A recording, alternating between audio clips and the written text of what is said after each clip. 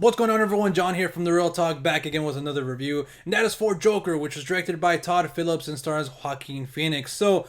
Before I start anything, guys, I just quickly want to say this is a movie review channel, and I'm going to be giving you guys my thoughts and opinions on this film, and that's it. I'm not going to be addressing anything else, so that's that. And it's going to be non-spoiler as well, which I kind of want to do a spoiler review, so if you guys want to see it, let me know, because there's so much that I would want to dive into. But anyways, this film, guys, to be perfectly honest, I didn't really want this film. I was always kind of questioning why they making a Joker standalone movie. I guess it was that time where I was kind of mad at the DC EU or DC and Warner Brothers. It was like, you know what, choose one. If you guys are going to do the DCU, go that route. Or if you guys are going to do standalone movies, go that route. And I kind of still don't know what they're doing, but I will say that they did deliver a great, fantastic film with Joker, and obviously everybody has been raving about it, and I've been liking that. It's made over $600 million currently at the worldwide box office. It was released like 3 weeks ago,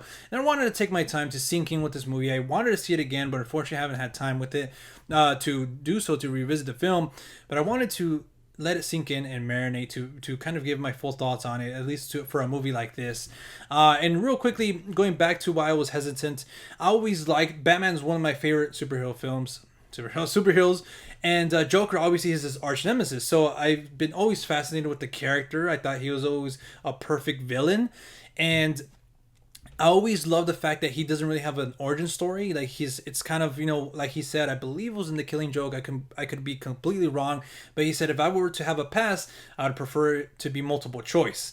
And I really always love that. And I feel like I was thinking about, as man, if this movie is in the zeitgeist like it is now, a lot of people are going to be thinking and are thinking this is like the official origin story, and it's like, no, this is just another interpretation, another incarnation of the character.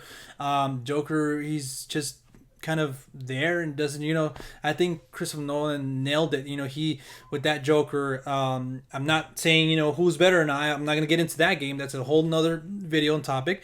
But in his incarnation with Heath Ledger, there was always, how he said, "Oh, you want to know how I got these scars?" Like he always gave a different answer. Well, it is kind of hinted, and everybody thinks that he's kind of a former military person with PTSD that kind of set him off. There's like hints there, but I like that. And in this one, I just took it at, look, it's going to be a different incarnation of the character. Like in the comic books, there's been different writers with the writing for the character. Kind of like in the movies, there's been different actors and writers and all that stuff doing different portrayals of the same character. So I was all right, cool. Let's see what we get with Todd Phillips. Todd Phillips, to be perfectly honest, the only movie I like of his is the first Hangover. And I haven't seen War Dogs, but I heard that one's good. And Joaquin Phoenix has just been on fire for the past decade. He's just been turning out great role after great role. And like I said, I feel like he knocked it out of the park. His take on the Joker is obviously very unique, very different. I love what a lot of the character choices that they did with specifically him, like the laugh, the way it's kind of like a condition and stuff like that. That was pretty great, I thought. The choice that it was, his wardrobe. Oh, why everybody's like, why is it not purple? Why is it not purple? But I actually really like that. I like the colors on him. It's kind of different, right? Even his makeup is a little bit different. I actually like that very much as well. And I just feel like his laugh is kind of haunting and depressing and sad. I think that's pretty cool. And just obviously, this is a character study. This is a movie about how he descends into that madman that we all know, and really kind of it touches upon a lot of social issues and stuff like that. But just his, commitment to this, he lost a lot of weight and stuff like that. So, I mean, I don't want to say, and I don't want to kind of take away from all the other performances of lead actors I haven't seen in upcoming movies. But if the Oscars were tomorrow, yeah, I'll say, hey, nominate him. It would be a crime to not nominate him. But again, like I said, I haven't really, there's still a lot of great movies. For all I know, there could be 10 solid performances of a leading man. And I'm like, you know what? Joaquin was great, but those 10, what I'm saying?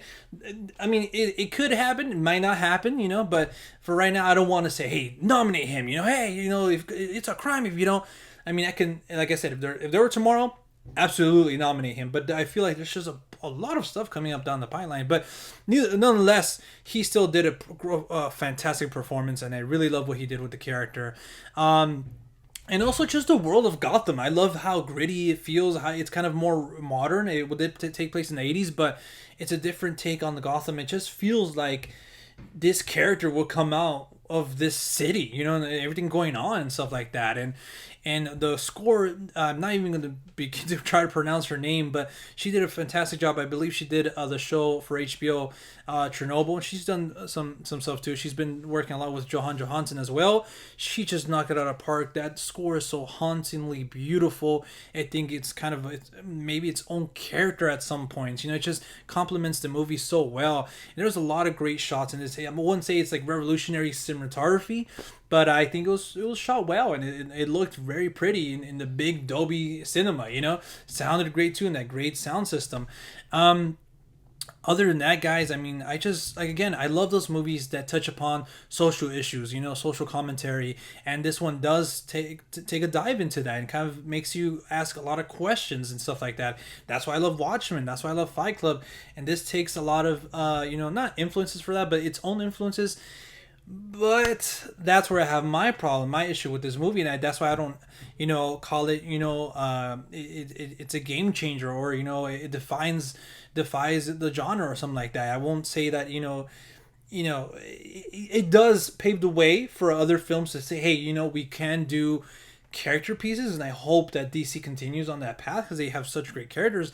Even to see Marvel do something like that would be great, because up until now all we've been getting is fun movies, entertainment movies, and I don't want to go down that route, DC versus Marvel. I'm just saying, you know. But the issue that I have with it is that obviously it's been getting compared to Martin Scorsese and his films. I haven't seen King of Comedy, but I have seen Taxi Driver, and I do see a lot of similarities with that. And also another film that features Joaquin Phoenix, and that is You Were Never Really Here. The more I think about it, the more I'm kind of... It's not like, you know, hey, let me copy your homework type of thing, but you can definitely tell there's a lot of similarities.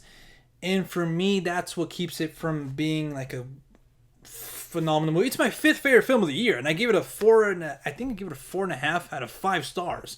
But still, if people, it's crazy to see that like some people either you loved it or hate it, and there can't be no in between. Like, you know, or like, hey, I loved it, but it's not perfect for me. It's not a 10. Oh, then you hated it. No, like I said, it's my 5th favorite film of the year. You know, I give it a 4.5 out of 5 on Letterboxd. It's just that keeps it from the whole, you know, it's a little bit too similar. That's what keeps it, you know, from being a perfect score. But, you know, hey guys, I know this film came out a while back, like early October. It's almost going to be, you know, we're heading towards the end of October, which is crazy. But I'm pretty sure you guys have seen it. Let me know what you guys thought about it in the comment section down below. I would love to hear your guys' thoughts. I know there's a lot of talk about this movie, and it continues to go strong on the box office, which is pretty cool. Real quickly, just seeing my notes real quick, see if I missed anything. All right, guys, real quickly before I sign off, I forgot to say, hey, look, if you are a fan of the character or DC in general, or want to see a great performance, or just want to see a film everybody's talking about in general, again, like I always say, if you have any interest, go watch it. I know there's been a lot of talk about it, a lot of, you know, I don't want to get into that. Go into the movie and make your own opinions about it. Don't believe anything that's going on Rotten Tomatoes or anything like that. I mean, it does have a pretty good score on Rotten Tomatoes. But again, like I always say, guys, if you're interested in watching a movie, don't let anybody else take that away from you. Go and enjoy the movie if you want. Build your own opinion about it. If you don't like it, then hey, at least you tried. You know what I'm saying? At least you gave it your own shot. You can have an opinion about a movie. If you don't watch it, how can you have an opinion about it? You haven't seen it, you know? But anyways... Alright guys, let's go ahead and close out this video.